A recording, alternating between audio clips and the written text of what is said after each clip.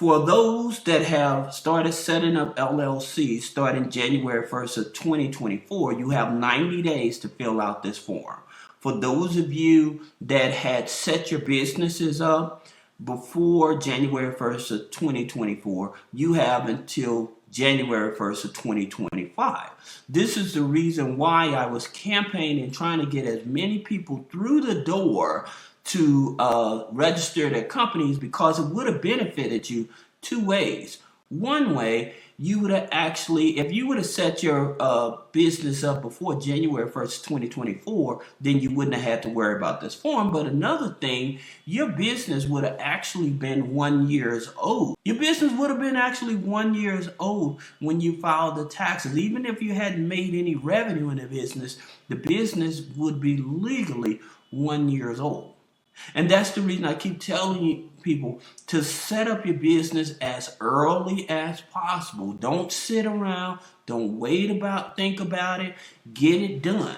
The reason is because the more aging you have on your business, the more opportunities you have to raise capital in the business. All right. Even if you have bad credit, there are companies out here, even that are out here that are willing to give you funding even with bad credit. All right.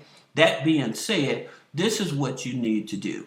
All right. File a report using BOI e-filing system. So you're going to click on this link. So once you click on that link, you're going to go here. It says need to file a BOIR. You click here. Then it says you want to go here to this here one. Don't do this here PDF unless you want to just print it out or whatever. But this here is the easiest way to go here. One thing that I do want to tell you guys, if you receive a letter in the mail with a QR code or something like that says that, hey, you need to register your business through this QR code, do not do it. It's on the front page of this website as well. Those are scammers, okay? And if you look down at the bottom of the letter, you would see it has said not affiliated or not associated with any government entity. So do not utilize those forms. Just go to this website, all right? It's very simple. Now, here's the first step. It says type of filing: initial report, correct prior report, update report, newly exempt entity. So what you're going to do, you're going to click on A, all right? And so initial report. Then you're going to fill out all of this information. You can do if you need help, request to receive a FinCEN. If you don't need help, then what you want to do, the name of your company, all right?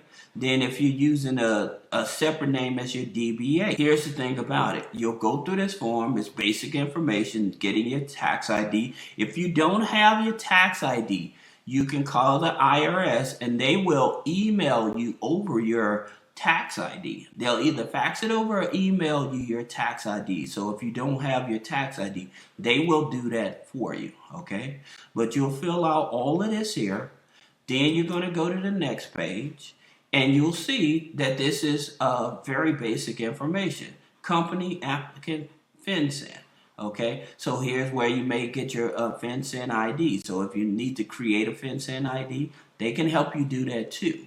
But one of the main things I wanted to point out, all right, legal name and date of birth. You have to put your legal name. So some of you guys may be operating under your Muslim name or your Moorship and stuff like that, and you have LLCs and stuff. If it's not your legal name, and from what you registered in the company, you have to put your legal name on here. Okay, just keep that in mind. It has to be everything that matches your LLC. All right. Now, my issue with this form is because with your Secretary of State, every year you have to fill out a form called your Statement of Information to let them know that, yes, I'm still the owner. I haven't added nobody to the company. It's the address, the phone number, stuff. And which I thought the government can get all that information from the Secretary of State. They did not have to have people filling this form out. I think this is a waste of money, but that's just my opinion. All right. Now, talking about business address and residential address. So if you using a business address, now for some of you guys that may be using virtual addresses, or you're no longer using virtual addresses, you have to go off of the address that you use to register your company with. So making sure that address is matching what's with the Secretary of State and the IRS, all right? This is very important, all right? So you're putting that information there. Then it says form identification issuance. Like I said, identifying documents, state issued driver's license. So if you have a driver's license or something like that. So it just goes through, it's very basic information, all right? So you're not having to come up with something, or no, whoever's on the corporation. So if you have your kid, here's another thing you have to understand. Even if you have your kid on this corporation, you have to actually put them their social security number down as well. Now, people are like, oh, I want people to know my social security number. That's the reason I said if you get a letter in the mail with a QR code and tell you fill out this form at this website, do not click on that QR code. Do not accept that letter, because you're going to be having to put some very important information. And this information, again, not only, like I said, your FinCEN, but you're going to be asking your name, your date of birth. It's asking you a lot of private information, and I'm pretty sure you don't want to have your kids' information on here, all right? So as you can see here, like I said, the individual legal name and date of birth. So that's all it is. So it's not a whole lot of information. Now, here's what I would tell you guys going on, and this here is just the final page and stuff. You submitted and stuff. But going on, if you have invested in a shelf corporation, you need to find out who actually owns that shelf corporation, because you may have bought it from somebody, but making sure if they set it up in Wyoming, Nevada, or something like that, that registered agent, you need to make sure that that registered agent feels. Now they may charge you $500 or $1,000. That's the reason I tell you with our company, we don't make ourselves the registered agent. We make you the registered agent. And then if you need this form filled out or whatever, then we show you how to fill the form out. If you want us to do it, of course, we charge a fee, but it won't be no $500 because it's a simple form.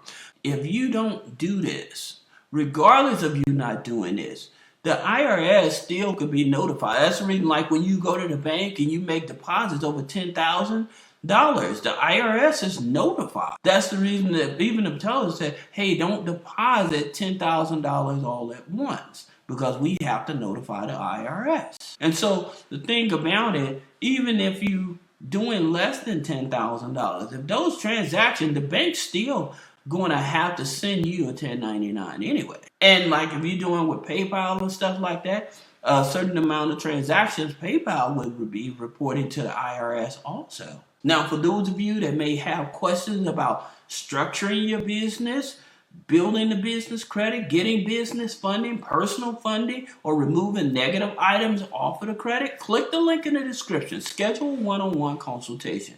Thank you.